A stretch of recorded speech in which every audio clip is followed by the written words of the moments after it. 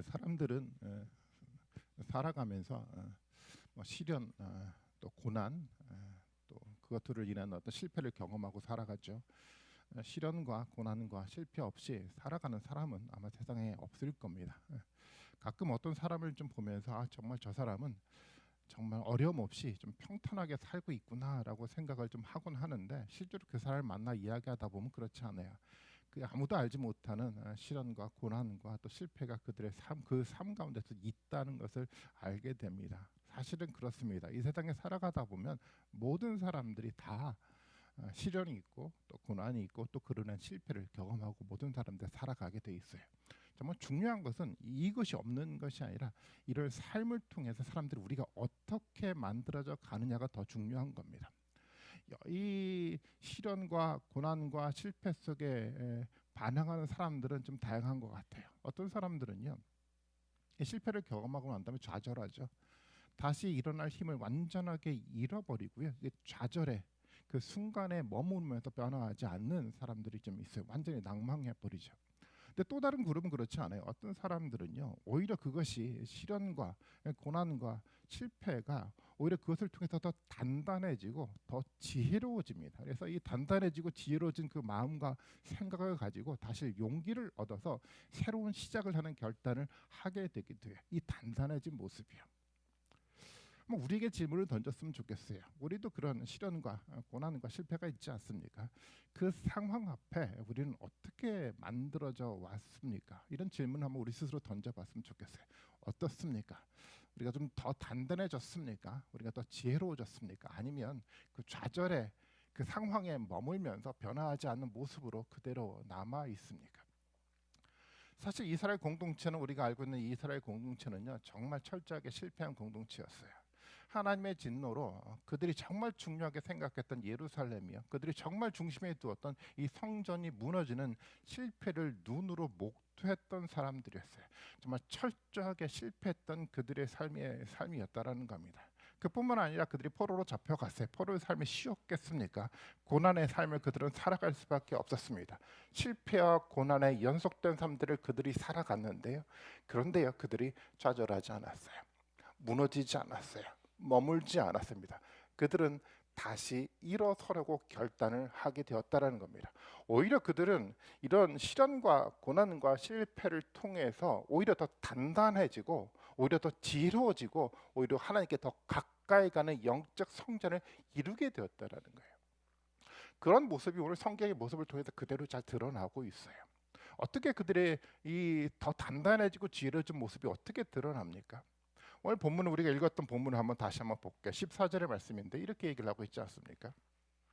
학계 예언자 이도의 아들 스가랴가 성전 공사를 격려하였대. 우리가 아시는 것처럼 선지자들이, 학계와 스가랴가 선지자들이 하는 말씀을 전하고 그것을 통해서 성도들이 격려받는 상황이 되었다라는 겁니다.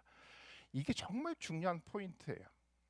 단단해진 공동체가 가지고 있는 특징이야. 그들은 어떤 모습을 만들어가냐면 하나님 말씀을 들을 수 있는 힘이 그들 가운데 생겨났던 거였어요. 하나님 말씀의 권위를 인정하기 시작을 했다라는 겁니다. 당연하지 않을까요? 하나님 말씀에 대한 권위를 인정하고요, 그 말씀을 들으려고 노력했고요, 그 말씀에 대한 격려를 받고요, 그 말씀에 따라 살아가다 보니까 누가 역사한 겁니까? 하나님의 역사하셨잖아요. 그래서 본문 속에서 뭐라고 얘기를 하고 있냐면 성전 재건이 순조롭게 진행되어 마쳐졌다라고 얘기를 하고 있어요. 왜 그렇습니까?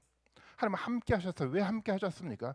그들이 말씀으로 함께 모여서 함께 격려하며 말씀을 나눴기 때문에 하나님은 함께 하셨고, 하나님은 함께 하셨기 때문에 그들의 일은 순조롭게 진행되었다라고 성경은 얘기를 하고 있는 거예요. 저는 이것이 오늘날도 다르지 않다고 생각해요. 단단해진 공동체예요. 더욱더 지혜로운 공동체는 이런 모습을 가져가요. 단단하지 못한 공동체가 가지고 있는 특징이 있습니다. 하나님의 말씀을 중요하게 생각하지 않아요. 하나님의 말씀보다도 자신의 생각과 자신의 경험을 더 중요하게 생각하고 하나님의 말씀의 권위를 낮추는 일들을 만들어가는 게 단단하지 못한 공동체의 모습입니다. 그러다 보니까 어떻습니까? 자신의 생각과 경험에 대한 얘기를 하지만 하나님 말씀을 이야기하지 않아요. 하나님 말씀을 듣지 않아요. 권위를 인정하지 않아요. 하나님 말씀에 대해서 무관심해져 갑니다. 단단하지 못한 공동체의 특징은 명확합니다. 말씀 중심으로 공동체가 모이지 않습니다. 하지만 단단한 공동체예요. 새롭게 일어나려고 하는 공동체는 달라요. 어떻게 됩니까? 말씀 중심적으로 일어납니다. 말씀 앞에 진지합니다. 말씀을 깊이 있게 묵상해요. 그 묵상했던 말씀에 근거해서 순종하고 결단하는 노력을 만들어갑니다. 그리고 그 결단 속에 뭐가 나타납니까? 성령의 역사가 나타나는 경험을 하게 돼 있어요. 성령이 나타난 경험을 하니까 그 말씀을 근거로 어떻게 합니까? 성도들끼리 말씀의 나눔을 통해서 격려를 하기 시작을 해요. 그러다 보니까 공동체가 어떻게 만들어져 갑니까? 단단하게 하나된 마음으로 함께 세워져가는 하나님 기뻐하시는 공동체로 만들어져 갈 수밖에 없어요. 단단한 공동체, 하나님이 기뻐하시는 건강한 공동체 특징은 명확합니다. 말씀 중심으로 말씀을 가지고 격려하면서 세워가는 그 공동체예요. 이것이 단단한 공동체의 명확한 특성입니다. 어떻습니까? 우리는 단단해져가는 이 공동체의 모습으로 발전해 나가고 있습니까? 이번 한 주 이 주제를 가지고 묵상을 하면 좋겠어요. 목장끼리 나눔을 하면서도 이 주제를 가지고 같이 한번 고민을 나눴으면 좋겠어요. 우리에게도 시련이 있습니다. 우리에도 고난이 있었어요. 우리에게도 실패가 있었습니다. 우리가 지금 영적으로 단단해져 가고 있습니까? 우리가 더 지혜로워져 가고 있습니까? 말씀 앞에서 견고하게 우리가 세워져 가고 있습니까? 한번 진지하게 우리 삶들을 돌아다보면 묵상하면서 이 본문의 말씀을 통해서 성령이 우리에게 어떤 말씀을 전해주는지를 들을 수 있는 그런 축복의 은혜가 이번 한 주, 고난 주간 우리 가운데 있기를 바라겠습니다. 그리고요, 이 단단한 공동체, 이스라엘 백성들의 공동체 모습이 이렇게 변화가 됐어요. 세상을 보는 이스라엘의 눈이 바뀌었습니다. 시각이 변화가 된 거였어요. 사실은 그렇죠. 실패는요, 우리를 변화하게 만들어 가요. 실패가 있는데도요, 생각이 변화가 되지 않으면, 삶의 방식이 변화가 되지 않으면 그 실패 속에 우리가 일어설 수가 없어요. 똑같은 실패를 계속해서 반복해 갈 수밖에 없지 않겠습니까? 실패는요, 우리의 생각과 우리의 삶의 방식과 우리의 눈을 바꿔버립니다. 하나님의 임재를 경험했던 사람들도 마찬가지예요. 초월적인 하나님의 말씀을 통해서 임재를 경험한 사람은요, 무너질 수밖에 없어요. 자신의 생각과 자신의 경험이 무너질 수밖에 없는 경험을 하게 됩니다. 변할 수밖에 없어요. 시각이 변화가 됩니다. 삶의 방식이 변화가 돼, 생각이 변화가 되는 모습으로 단단해진 사람들은 발전하게 돼 있어요. 이스라엘 백성도 그렇게 변화가 돼요. 시각이 바뀌었어요. 어떻게 바뀌어갑니까? 하나님이요, 하늘과 땅의 주인으로 그들의 시각이 변화가 돼가기 시작을 했어요. 세상의 사람들은 그렇게 생각하잖아요. 거대한 세상의 역사는 정말 거대한 권력과 힘을 가지고 있는 어떤 통치자, 지도자들에 의해서 만들어져 가고 있다라고 사람들은 생각했죠. 근데 이스라엘 백성들의 생각이 바뀌었어요. 세상의 역사가 누구에 의해서 만들어져 갑니까? 거대한 통치자들에 의해서 만들어져 가는 것이 아니라 하나님에 의해서 만들어져 간다는 사실을 그들이 봤습니다. 그러니까 그들의 시각이 변화가 된 거죠. 그 유다 원로들의 이야기를 우리가 듣지 않았습니까? 이스라엘 백성들이 바벨론의 포로로 잡혀갔어요. 철저하게 무너졌습니다. 그런데요, 바벨론에 의해서 그들이 무너진 게 아니었어요. 하나님의 진노하심 때문이에요. 하나님의 바벨론을 통해서, 하나님의 바벨론 위에서 하나님의 통치하는 역사의 결과로 나타났다라는 거예요. 이게 유대인들의 시각이었습니다. 그리고 그들이 예루살렘으로 돌아오게 되었습니다. 포로로 잡혀갔던 사람들이 돌아왔어요. 다리우스 페르시아의 고레스 왕이 가졌던 자비하심 때문에 돌아온 것이 아니었고요. 어떻게 돌아왔습니까? 하나님이 그 고레스 왕을 감동시켜서 이 고레스를 통해서 고레스 위에서 하나님의 통치의 역사 가운데 이 역사가 만들어져 간 거였어요. 이들의 시각이 변화가 됐잖아요. 과거에는 세상의 역사의 중심 속에서 세상을 판단하고 이해를 했는데 그들의 생각이 변화가 됐어요. 세상의 사람들에 의해서 움직여가는 역사가 아니라 그것을 통해서 그 위에서 하나님이 만들어간 하나님의 통치 역사를 볼 줄 아는 시각이 그들 가운데 만들어져 갔다라는 겁니다. 이게 실패를 통해서 단단해졌던 이스라엘 백성들의 모습이었어요. 이런 시각이 오늘 우리 가운데 정말 절대적으로 필요합니다. 세상의 사람들에 의해서 만들어져가는 역사가 아니라 그들을 통해서 그들 위에서 만들어가는 하나님의 통치의 역사를 볼 수 있어야 돼요. 막연하게 맞아요, 하나님 세상을 통치해 갑니다라고 막연하게 말하는 그 이야기가 아니고요. 실제적으로 이 세상 너머 속에서 역사하고 있는 하나님의 실제적인 통치를 눈으로 목도할 수 있어야만 우리는 세상 속에서 희망을 보게 돼 있어요. 교회도 그렇지 않습니까? 이 하나님의 통치를 보지 못하면 교회를 볼 때마다 우리 가운데 희망은 사라져가요. 절망만 우리 가운데 다가오기 시작을 합니다. 하지만 이 하나님의 통치의 역사를 들여다보게 되면 이 교회 속에서 하나님의 희망을 볼 수 있게 됩니다. 교회를 들여다보면 그렇지 않습니까? 세상을 등지고 교회 문 안에 갇혀져 버린 그런 왜곡된 교회의 모습을 볼 때마다 우리는 희망을 잃어갈 때가 많잖아요. 점점 시간이 지나가면서 소멸되고 교회 문을 닫아가는 교회 역사의 현장들을 볼 때마다 희망을 잃어가지 않습니까? 그런데 그 너머 속에서 통치하고 있는 하나님의 역사를 들여다본다고 한다면 그 절망이 우리를 지배하지 않아요. 하나님을 통해서 만들어져갔던 새로운 희망의 역사를 볼 줄 아는 영적인 시각이 우리 가운데 생겨나더라는 거예요. 여러분, 그 눈이 우리 가운데 필요해요. 이 단단해진 신앙은요, 이렇게 우리의 생각을 변화시켜 갑니다. 하나님의 생각을 갖게 만들어 가요. 이것이 건강한 공동체의 모습입니다. 어떻습니까? 우리는 이 하나님의 시각을 가지고 세상을 들여다보고 있습니까? 그 속에서 하나님 만들어가는 역사를 우리가 들여다보고 있습니까? 저는 이 역사에 대한 바른 인식이 우리 가운데 반드시 필요하다고 생각을 합니다. 그리고요, 이 본문을 통해서 보면은 사실 이해할 수 없는 이 본문의 내용이 사실은 발견돼요. 우리가 쭉 읽어가면은 뭐가 이해가 안 되라고 생각할지 모르겠지만 사실 이해가 되지 않는 부분이 있어요.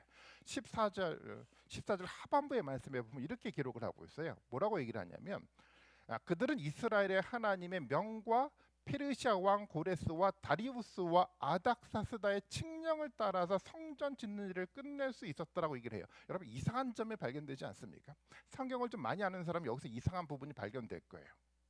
고레스와 다리우스 왕의 칙령 때문에 성전이 재건됐다는 것은 너무도 알아요. 왜냐하면 성전 재건에 실제적인 영향을 미쳤던 페르시아 왕이었기 때문에. 그런데요, 아닥사스다는 이해가 되지 않아요. 왜냐면 아닥사스다는 성전이 재건되고 60년 정도가 지나서 페르시아를 통치했던 왕이었어요. 성전 재건과 관계가 없는 이 아닥사스다 왕을 끄집어내서 이 아닥사스다 왕의 칙령을 통해서 성전 재건되는 일이 완성되었다라고 얘기를 하고 있어요. 여러분, 이해가 좀 되십니까? 잘못 기록된 걸까요? 사실 이 본문은 사실 이 본문을 통해서 우리가 정말 이스라엘 백성들이 가지고 있는 시각 통찰력을 좀 볼 수가 있는데요. 사실 이 본문은 우리가 느헤미야를 읽어야 되지만 이해가 돼요. 사실 느헤미야와 에스라는 하나의 책이었어요. 1500년 정도 돼서 두 개의 책으로 분리가 됐는데 그 전까지는 하나의 책이었어요. 그 이야기는 뭐냐면 에스라와 느헤미야는 하나의 주제를 가지고 있는 두 개의 책이라는 거예요. 에스라는 어떤 얘기를 하고 있냐면 이스라엘 성전에 대한 재건에 대한 얘기를 하고 있잖아요. 근데 느헤미야는 뭐에 대한 얘기를 하고 있냐면 이스라엘이 살아가는 예루살렘 성벽이 재건되는 얘기를 좀 해나가고 있어요. 두 개의 이야기가 다른 얘기처럼 보이지만 사실은 다른 이야기가 아닙니다. 하나님의 공동체의 재건이라는 거대한 주제 아래에 있는 같은 주제의 같은 이야기라는 겁니다. 같은 개념의 이야기라는 거죠. 에스라는 하나님의 임재하는 성전을 재건하려고 했어요. 느헤미야를 통해서 하고자 하는 이야기는 뭐냐면 이스라엘 백성들이 살아가는 성벽을 재건하려고 하는 겁니다. 다 성전의 개념이에요. 하나님의 통치의 관점 속에서 하나의 어떤 장소로 사실은 의미하고 본문 속에서 얘기를 하고 있다라는 겁니다.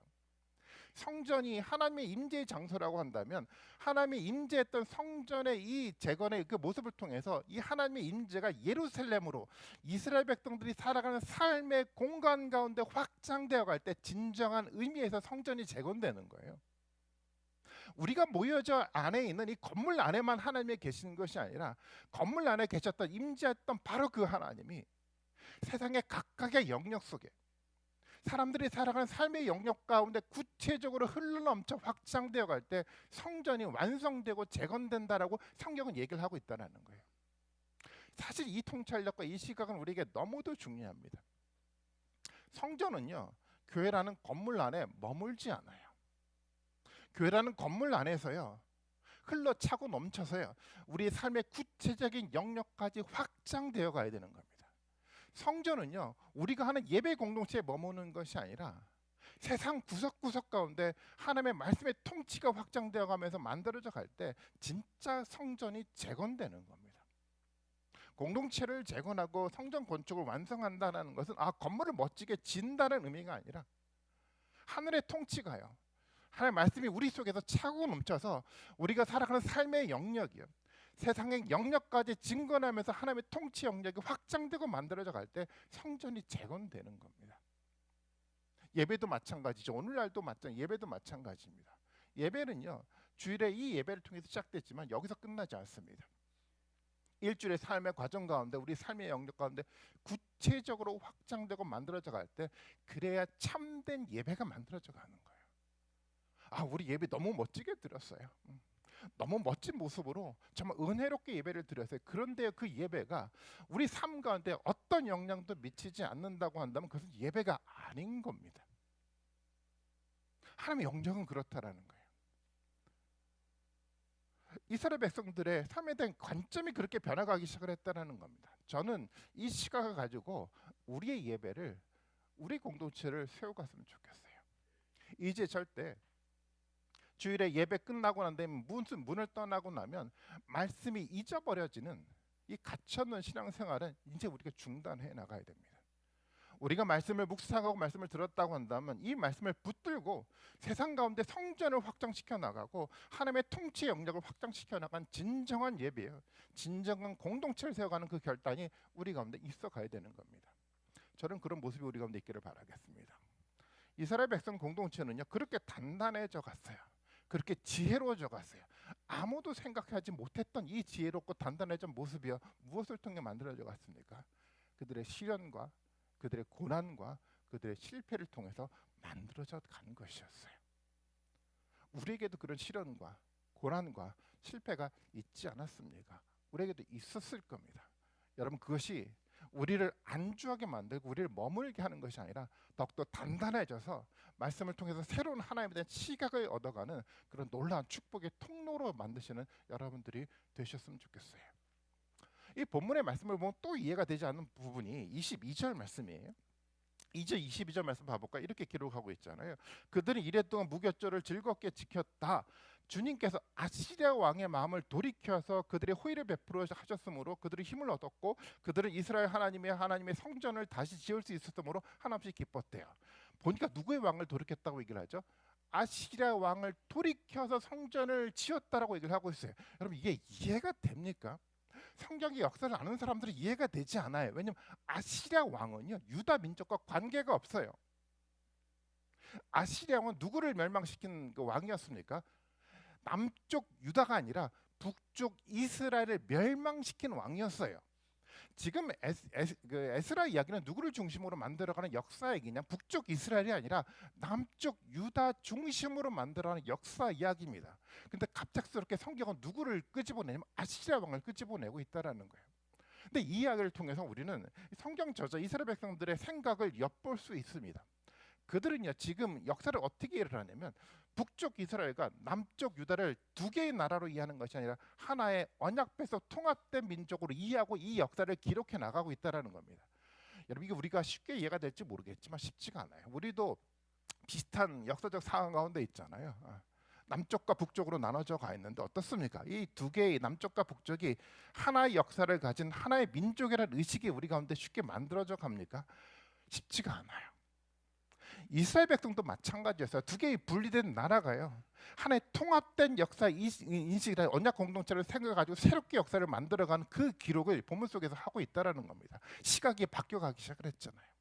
그리고 아시리아 왕을 사용을 하고 있는데요, 아시리아와 바벨론과 페르시아 왕은요, 하나의 왕으로 이해를 하고 이야기를 해 나가고 있는 겁니다. 왜냐하면 세 왕이 다른 왕일지 모르겠지만 하나님의 통치 아래에 있는 동일한 왕이라는 인식 속에서 본문을 기록하고 있는 거예요.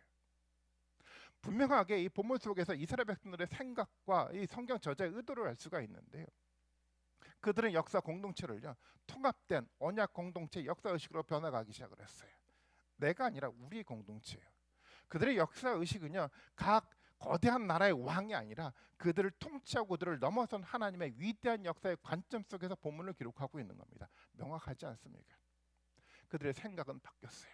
그들의 생각과 통찰력은 한 곳에 머물지 않고 더 확장되었고 더 지혜롭게 만들어가면서 역사를 들여다보고 역사를 기술해 나가고 있다라는 겁니다. 어떻게 이렇게 역사가 만들어져 갔습니까? 그들의 실패를 통해서 더 단단해졌기 때문에 가능한 거였습니다. 그리고요, 우리는 에스라뿐만 아니라 동시대 기록물인 학계를 통해서 이스라엘 백성들이 변화된 모습을 알 수가 있어요. 우리 학계에서 말씀 한번 찾아볼까요? 학계 2장 말씀인데 2장 23절의 말씀인데 같이 한번 23절의 말씀을 같이 한번 읽어보겠습니다. 같이 있습니다. 시작.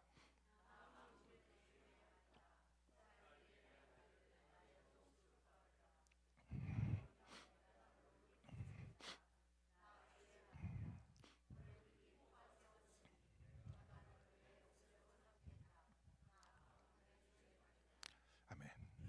이 말씀을 제가 자세히 설명을 드릴 수 없지만 어쨌거나 좀 깊은 고민거리가 여러분들 가운데 생겨나길 원하는데요. 본문 속에 지금 누구를 세웁니까? 수룹바벨을 세워서 미디안 나라를 세우겠다라고 하나님이 약속하셨어요. 근데 이게 좀 흥미로운 게 뭐냐면 실제적으로 수룹바벨이라는 인물을 통해서 이스라엘은 재건되지 않습니다. 그렇다고 한다면 이 수룹바벨을 통해서 누구를 지금 얘기를 하는 겁니까? 수룹바벨은 역사 속에서는 한 인물을 말하는 것이 아니라 이 인물을 통해서 궁극적으로 성경에서 말하고자 하는 것은 뭘 말하고자 하는 예수 그리스도를 말하고자 하는 거예요. 500년이란 시간이 흘러 이 땅 가운데 등장하는 예수 그리스도를 언급하면서 이 본문에 대한 얘기를 해 나가고 있다라는 겁니다. 지금 이스라엘 백성들은요, 어쩌면 수룹바벨을 통해서 재건되는 이스라엘의 역사가 아니라 이 수룹바벨을 능가하는 하나님의 위대한 메시아를 통해서 만들어져간 새로운 나라, 새로운 역사를 그들은 꿈꾸며 그들은 이 본문을 읽고 기록하고 있다라는 거예요. 여러분, 이 통찰력 여러분 이해가 되십니까? 우리는 예수님을 알고 있죠. 알고 있는 것 같아요. 예수 그리스도 이름도 알고 십자가 사건도 있고 다 알고 있긴 해요. 그런데 그것이 알고 있는 것은 아닌 것 같아요. 이들은요, 그걸 아무것도 알지 못해. 예수 그리스도 이름도 모르고 십자가 사건도 모르고 아무것도 모릅니다. 그런데요, 그들의 마음 가운데, 그들의 믿음 가운데 어렴풋하게 예수 그리스도의 모습이 보이기 시작을 했어요. 우리 가운데 성경 가운데 명확하게 기록되어 있는데도 불구하고 잘 알지 못하는 그 예수 그리스도가요. 예수 그리스도가 오기 500년 전에 이스라엘 백성들 눈 가운데 믿음으로 어렴풋하게 그 예수 그리스도가 보이기 시작했다라는 거예요. 이들의 시각이 이렇게 변화가 됐어요. 이 예수 그리스도가 그들을 구원하는 근거가 되지 않겠습니까? 나는 예수님의 이름을 알고 있어요, 십자가를 알고 있어요가 중요한 것이 아니라 믿음의 눈으로 정말 예수 그리스도를 바라보는 그 믿음의 흔적이 그들을 구원하는 근거가 된 거였어요. 어떻게 이렇게 만들어져 갈 수 있었을까요? 실패를 통해서 단단해지고 지혜로워졌기 때문에 그 예수 그리스도를 볼 수 있는 통찰력이 우리 가운데 생겨난 겁니다. 많은 사람들은 그렇게 생각을 해요. 우리는 예수님 너무도 잘 알고 있어요. 우린 부활절을 준비하고 있어요. 우린 고난 주간을 준비하면서 십자가의 고난도 알고 부활도 알고 있어요. 그런데요, 예수님은 몰라요. 왜냐하면 삶 속에 예수님의 십자가 드러나지 않잖아요. 예수님을 아는 것 같지만 모르는 우리요. 하지만 예수님을 모르는 것 같지만 믿음의 눈으로 바라보는 이 단단해진 이스라엘 공동체의 모습이 비교가 되지 않습니까? 어떻습니까? 우리의 모습은요. 저는 우리가 더 단단해지길 원하고 있습니다. 더 지혜로웠으면 좋겠어요. 우리에게도 시련은 있었습니다. 여러분, 고난이 있었잖아요. 여러분, 실패 우리 가운데 있었잖아요. 인정하고 싶지 않지만 있었습니다. 실패 속에 단단해진 모습으로 발전해 나가는 우리가 되었으면 좋겠어요. 그 실패 속에서 더 지혜로운 모습으로 성장해 나가는 우리의 모습이 만들어져 갔으면 좋겠어요. 여러분, 그 모습 가운데 하나님의 영광이 임하는 겁니다. 저는 그 발전해져 가는 모습이요, 그 모습이 시온교회 공동체의 모습이 되길 좀 바랍니다. 그리고요, 이렇게 시각의 변화가 되어갔던 이스라엘 공동체요, 이제는 그들이 새로운 결단을 하기 시작합니다. 어떤 결단을 합니까? 성전을 다시 한번 그 에스라로 넘어가 보면요, 이런 얘기를 해요. 16절 말씀 봐볼까요? 그때 제사장들과 레위 사람들과 사로잡혀가 돌아온 사람들과 모든 이스라엘 백성들을 기뻐하면서 하나님의 성전 봉헌식을 올렸다라고 얘기를 하고요. 성전을 짓고 봉헌식을 올렸대요. 이 봉헌식을 올린 것은 누구를 따라하는 거죠? 사실은 솔로몬의 봉헌식을 따라하는 거겠죠. 솔로몬도 성전 재건을 다 마치고 난 다음에 하나님의 봉헌식을 올렸잖아요. 당연히 그들도 봉헌식을 할 수밖에 없어요. 그런데 두 개의 봉헌식이 달라요. 이들의 봉헌식의 결단은요, 새로운 결단이었습니다. 왜 그렇습니까? 새로운 결단이었어요. 우리 학계 말씀을 통해서 한번 봐볼까요? 다시 한번 학계로 넘어가 보겠습니다. 학계 2장 말씀인데 2장 3절 말씀입니다. 너희 남은 사람들 가운데 옛날 찬란했던 그 성전을 본 사람이 있느냐? 이제 이 성전이 너에게 어떻게 보이느냐? 이것이 너희는 하찮게 보일 것이다 라고 얘기를 하고 있어요. 당연하죠. 건물의 규모에서 본다고 하면 솔로몬 성전과 비교가 되지 않아요. 그들이 하는 봉헌식이 아무리 거대한 봉헌식을 한다고 하더라도 솔로몬이 하는 성전 봉헌식과 비교가 되지 않아요. 좀 하찮게 보일 수밖에 없습니다. 그런데 하나님 뭐라고 약속하는지 아십니까? 9절의 말씀이에요. 9절 말씀 같이 한번 읽어볼까요? 같이 한번 읽어보겠습니다. 시작.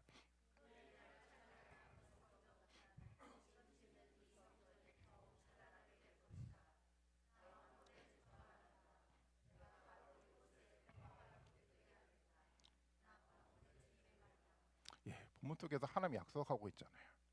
하찮게 보이는데요. 규모만해서 비교가 되지 않는데요. 어떻습니까? 하나님은 지금 이 성전을 더 찬란하게 만들겠다라고 얘기를 해요. 왜 더 찬란합니까? 뭐가 바뀐 거죠? 바뀐 게 있잖아요. 뭐가 바뀌었습니까? 성전을 짓는 성도들이 바뀌었어요. 성전을 재건하는 사람들의 생각이 바뀌었어요. 성전을 재건하는 사람들이 말씀에 대한 태도가 바뀌었어요. 성전을 중심이었던 공동체의 생각이 바뀌니까요. 성전은 더 찬란해져 가는 겁니다. 여러분, 이 하나님의 말씀이 여러분 이해가 되십니까? 우리는 그렇게 막연하게 생각을 하죠. 세상의 관점대로 교회가 화려하면, 교회가 거대하면, 사람들이 많이 모이면, 멋진 예배를 드리면 찬란해지겠지, 하나님의 영광이 우리 가운데 임하겠지라고 생각을 하는데 하나님의 시각은 전혀 달라요. 거대한 규모의 교회예요. 거대한 사람들이 모여서 화려한 예배를 드린다고 하나님 그 교회를 찬란하게 예배로 받으시는 것이 아니라요. 변화된 모습이요. 단단해진 모습으로 정말 그루터기 신앙을 가진 사람들이 모여진 그 사람들이 하찮은 건물을 세워가는, 정말 하찮게 보이는 그 예배를 만들어가는 그 예배를 하나님이 찬란하게 만들겠다고 약속을 하시는 거예요. 여러분, 이거 믿으십니까? 하나님 말씀이 있잖아요. 제 얘기가 아니고. 우리 가운데 이렇게 단단해진 모습으로 더 지혜로운 모습으로 우리가 성장하고 발전해 나간다고 한다면 여러분, 이 가운데 하나님 우리에게 약속하시는 거예요. 너희 예배를요, 너희 공동체를 세상의 그 어떤 공동체보다 찬란하게 만들겠다라고 하나님이 약속하시는 겁니다. 이 약속의 말씀이 저는 우리 시온서 교회를 통해서 실현되기를 너무도 간절히 바라고 있어요. 이번 한 주간 그런 마음을 가지고 함께 기도했으면 좋겠습니다. 하나님, 우리가 단단해진 모습으로 다시 한번 주님 앞에 설 테니까 하나님 우리 예배를 찬란하게 만들어 주십시오. 예배의 찬란함은요, 우리가 만드는 것이 아니에요. 우리가 만드는 것이 아니면 누가 만드는 겁니까? 하나님이 만드시는 겁니다. 자, 여러분, 그런 역사의 일들을 만들어가는 우리 모든 분들이 되셨으면 좋겠습니다. 그리고 이스라엘 백성들 또 다른 결단을 합니다. 어떤 결단을 하냐면요, 다시 한번 에스라로 넘어가면 이런 얘기를 하잖아요. 18절의 말씀인데요, 이렇게 얘기를 하고 있어요. 그렇게 한 다음에 그들이 갈래별로 제사장을 세우고 무리별로 레위 사람을 세워서 모세의 책에 기록된 대로 예루살렘에서 하나님의 섬기는 일을 맡아보게 하였대요. 그래서 중요하게 포인트가, 밑줄을 그어야 된다면 어디에 밑줄을 그어야 될까? 눈에 보이죠. 지도자를 세우는데 어떻게 세웠습니까? 모세의 책에 기록된 대로 세운 거예요. 너무도 중요한 겁니다. 이스라엘 백성들은요, 성경의 말을 그대로 듣지 않았어요. 자기의 마음에 드는 대로 들었어요. 왜곡해서 들었어요. 성경 자체가 중요하지 않았어요. 그들은 그들의 생각이 중요했거든요. 그래서 무너진 것 아닙니까? 이들은 결단을 했어요. 지도자부터 세울 때 어떻게 세운다고요? 성경이 말한 그대로 세우겠다고 결단을 했던 것이에요. 너무도 중요하지 않습니까? 이스라엘 공동체는요, 그렇게 생각을 했어요. 사람들이 보기 좋은 지도자를 세웠어요. 저 지도자가 우리의 듣기 좋은 얘기를 하니까, 저 지도자가 즐거운 얘기를 하니까, 저 지도자가 정말 위로가 되니까 그 지도를 세웠어요. 성경이 어떤 지도자를 세워야 될지 대한 고민 없이 그렇게 지도를 세워갔습니다. 그러니까 공동체가 다 왜곡되어 갔잖아요. 처음부터 첫 단추를 제대로 끼우기로 그런 결단을 합니다. 지도자를 세울 때 어디를 들여다보니까 성경을 들여다보기 시작을 했어요. 우리는 이 시각을 가질 필요가 있다고 저는 생각을 합니다. 특히 시온서 교회는요. 우리는 시대의 흐름을 읽어가고 시대의 흐름 속에서 어떤 지도자를 세워가야 될지를 고민을 너무 많이 해왔어요. 아니요, 그것보다 더 중요한 것이 있습니다. 성경이 뭘 말하고 있는지를 먼저 볼 줄 알아야 돼요. 지도자는 목회자뿐만을 말하는 것이 아니라 장로님들과 권사님들과 집단님을 세우는 이 모든 직분자들에게 다 관계된 이야기였어요. 직분자를 세워갈 때 가장 중요한 거예요. 시대의 흐름이 아니라 성경이 뭘 말하고 있는지를 우리는 들을 수 있어야 돼요. 그래야지 단단해진 공동체가 세워져 갈 수가 있는 겁니다. 그리고 이스라엘 백성들은 또 어떤 결단을 합니까? 19절 말씀인데 같이 한번 읽어보겠습니다. 같이 씁니다. 시작.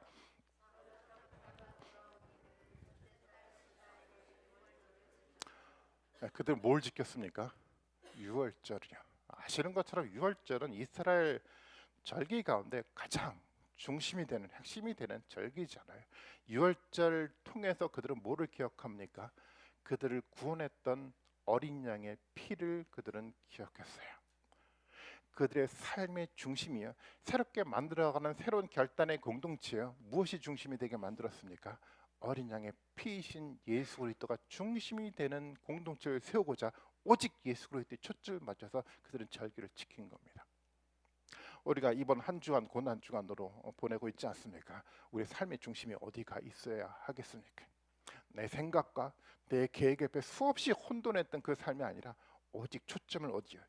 예수 그리스도와 예수 그리스도 피로 이루어진 하나님의 구원의 역사에 집중하시는 우리 모든 분들이 되셨으면 좋겠어요. 인생 가운데 삶 가운데 이것만큼 중요한 것이 없어요. 많은 일 가운데 하나의 일이 아니고요. 이것은 삶의 본질인 겁니다. 우리 왕이신 예수 그리스도예요. 예수 그리스도를 통해서 이루어지는 하나님의 무한한 구원의 은혜가 삶의 본질이고 삶의 목적인 거잖아요.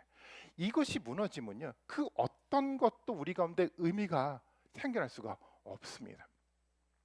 이스라엘 백성들이 가나안 땅 정복 전쟁을 할 때 요단강을 건넜잖아요. 그들이 첫 번째 행한 게 뭔지 아십니까? 남자들을 데려다 놓고 다 할례를 행한 거였어요. 아시는 것처럼 남자들이 할례를 행하면요 거의 한 달 동안 싸움을 하지 못합니다. 적군은 눈앞에 있잖아요. 언제 쳐들어올지 못하는 그 위급한 상황 가운데 이런 바보 같은 짓이 어디 있습니까? 아니 남자들 병사가 무기를 들어야 될 이 병사들에게 할례를 행하다니요, 말도 되지 않아요. 그런데 명확합니다. 성경은 어떤 위기가 있다고 하더라도 어떤 혼돈이 있다고 하더라도 명확한 이 중심이요, 하나님의 언약 백성으로 살아가는 이 중심이 흐트러지면 아무것도 의미가 없습니다. 이 중심을 잡고자 했었던 거였거든요. 중심이 흐트러지면 누구의 생각이 중심이 됩니까? 예수 그리스도의 초점을 맞추지 않으면 우리 각자의 생각이 중심이 되게끔 만들어져 가 있어요. 공동체도 마찬가지죠. 예수 그리스도와 예수 그리스도 통해서 만들어졌던 구원의 하나님의 은혜에 집중하지 않으면 우리 각자의 생각 속에 혼돈 속의 공동체가 만들어져 갈 수밖에 없어요. 혼돈의 공동체가 어디서 드러납니까? 사사기에 드러나잖아요. 사사기의 마지막 결론의 이야기가 뭐였습니까? 각자 자신의 생각과 소견에 옳은 대로 행동하였다라고 얘기를 하고 있어요. 예수 그리스도에 초점을 맞추지 않으니까요. 성경에 초점을 맞추지 않으니까요. 우리의 구원의 역사 가운데 삶의 중심이 맞춰져 가지 않으니까요. 자신이 옳은 대로 각자 살아가는 혼돈의 역사를 만들어 갔던 거였습니다. 저는 우리의 삶의 중심은 다른 곳에 있지 않습니다. 우리가 그렇게 고백을 해오지 않았습니까? 예수 그리스도가 우리의 삶의 중심이었어요. 예수 그리스도를 통해서 만들어갔던 어린 양의 피를 통해서 만들어져갔던 하나님의 무한한 구원의 은혜가 우리 삶의 목적이고 본질이었다고 고백하지 않았습니까? 정말 그 예수 그리스도 앞에 초점을 맞추는 우리의 모든 사람들이 되었으면 좋겠습니다. 이번 한 주 고난 주간을 지내가면서 정말 우리가 흐트러졌던, 우리를 혼돈스럽게 만들어갔던, 그래서 실패와 여러 가지 시련과 고난을 만들어갔던 모든 역사를 되돌아보면서 예수 그리스도 앞에 집중하고 예수 그리스도를 통해서 우리 삶들을 새롭게 만들어가고 새로운 시작들을 만들어가는 축복된 우리가 되었으면 좋겠어요. 이런 삶을 하나님 지금 우리에게 기대하고 있는 것 아니겠습니까? 6월절을 지키려고 했던 이스라엘 백성들이요, 고난 주간을 준비하고 있는 우리의 모습과 동일하지 않습니까? 부활절을 우린 준비해 나가고 있습니다. 예수님도 삶을 살아가면서 시련이 있었습니다. 고난이 있었습니다. 물론 우리의 시련과 고난과는 다를지 모르겠지만 그도 실패한 것 같이 십자가에 돌아가 죽으셨어요. 그런데 분명한 한 가지 사실은요, 예수 그리스도 실패로 보이는 십자가의 죽으심을 통해서 예수님은 아주 선명하게 드러나기 시작했어요. 십자가를 통해서 만들어져가는 이 구원의 역사가 보이기 시작을 했어요. 십자가의 피를 통해서 만들어져 가는요 새로운 하나님의 역사가 세상 가운데 드러나기 시작을 했어요. 예수 그리스도의 통치를 통해서 만들어져 가는 새로운 종말의 역사가 시작돼 가고 있는 것이 아주 선명하게 보여져 가기 시작을 했습니다. 실패로 보여지는 그의 삶의 역사를 통해서 새로운 부활의 가능성을 열어가는 것 아니겠습니까? 저는 이 본문의 말씀을 통해서 이번 고난 주간의 삶에 대한 의미를 다시 한번 우리가 생각해 봤으면 좋겠어요. 고난 속에 우리가 있지만 이 고난 속에서 우리가 어떤 모습으로 더 단단해지고 더 지혜로워져 가야 되고 어떻게 성경의 말씀을 중심으로 우리가 세워져 가야 될지 고민을 하고 그 성경을 통해서 우리의 생각과 우리 시각과 우리의 삶의 방식이 어떻게 하나님의 관점 속에서 변화가 될지를 고민하게 하고 그리고 말씀 속에서 우리가 어떤 새로운 결단을 통해서 하나님이 찬란하게 우리를 만들어가는 그 꿈들을 꿀 수 있는지를 우리가 볼 수 있었으면 좋겠습니다. 그렇게 만들어갈 때 하나님의 역사가 우리 삶 가운데 있을 거라고 저는 믿고 있습니다. 우리 신수교회 공동체 모든 분들이 함께 하나된 마음으로 정말 이 고난 주간을 의미 있게 예수 그리스도에 집중해서 세워가는 우리 모든 분들이 되셨으면 좋겠어요. 집중이 잘 되시지 않으시면 새벽 예배부터 참석하시면 됩니다. 우리 삶의 시간을 한번 헌신해 보십시오. 한번 결단해 보시고 새로운 시작에 대한 결단의 모습을 우리 가운데 드러내 보이고 하나님 우리를 축복해 주십시오. 기도할 수 있는 우리 모든 분들이 되셨으면 좋겠어요. 쉽지 않은 시간의 과정들을 거쳐가겠지만 그렇기 때문에 더욱더 하나님의 기쁨으로 다가오는 부활절의 참된 의미를 발견하는 축복된 예배가 정말 다음 주 부활절 예배가 되었으면 좋겠습니다. 신수 공동체가 그런 모습으로 새롭게 시작을 하면서 그 시작 가운데 만들어가는 위대한 하나님이 찬란하게 만들어가는 위대한 역사를 실제로 목도할 수 있는 놀라운 축복의 은혜가 우리 모든 분들 가운데 함께 하기를 주님의 이름으로 축원드리겠습니다.